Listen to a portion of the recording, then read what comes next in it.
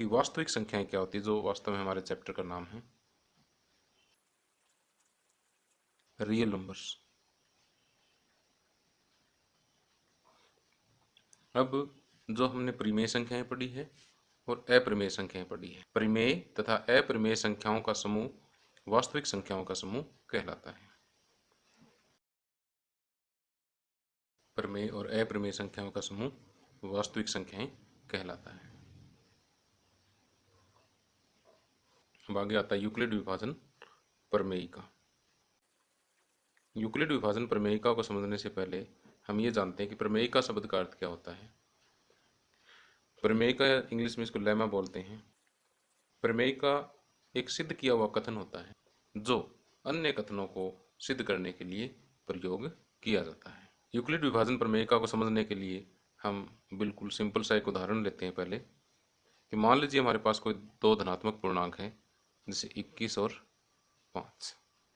यहाँ हम देख रहे हैं कि 21 जो है 5 से बड़ा है। यदि हम 21 को 5 से भाग दें तो 5 चौके 20, शेष 1 बच जाता है। तो हम 21 को क्या लिख सकते हैं, 21 को लिख सकते हैं 5 गुणा 4 प्लस में शेष। अब हमें पता है कि शेष कभी भी 0 से छोटा नहीं होता, यानी 0 हमेशा ही शेष से बड़ी रहेगी और शेष हमेशा ही भाजक से छोटा होता है। तो ठीक इसी तरह से हम इस रिजल्ट को थोड़ा जनरलाइज कर रहे हैं कि मान लीजिए हमारे पास a और b दो धनात्मक पूर्णांक है। 21 और 5 की जगह पर मैंने a और b कोई भी दो धनात्मक पूर्णांक ले लिए। मैंने मान लिया कि a जो है b से बड़ा है।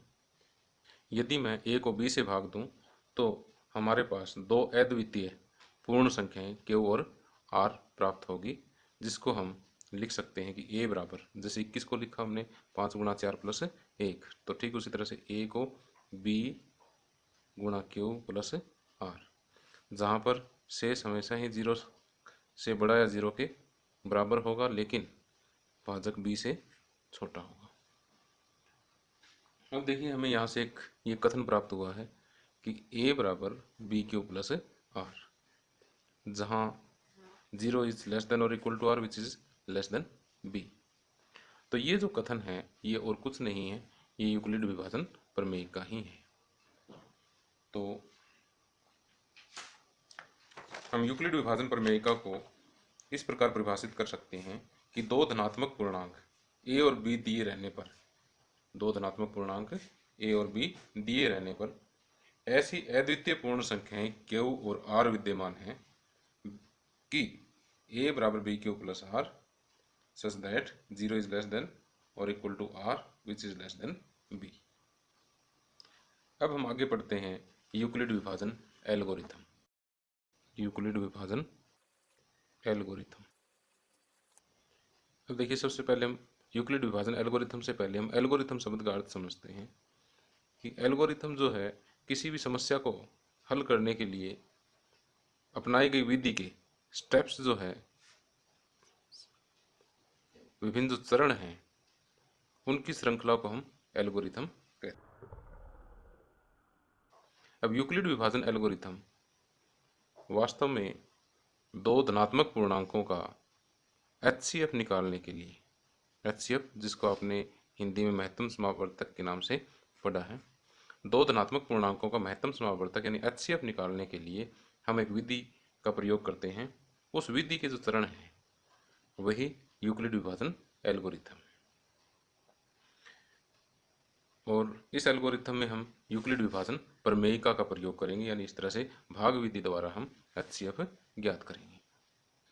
यदि यूक्लिड विभाजन एल्गोरिथम को एक सामान्य रूप से समझें तो मान लीजिए कि हमारे पास C और D कोई दो धनात्मक पूर्णांक है। मान लेते हैं कि C D से बड़ा है।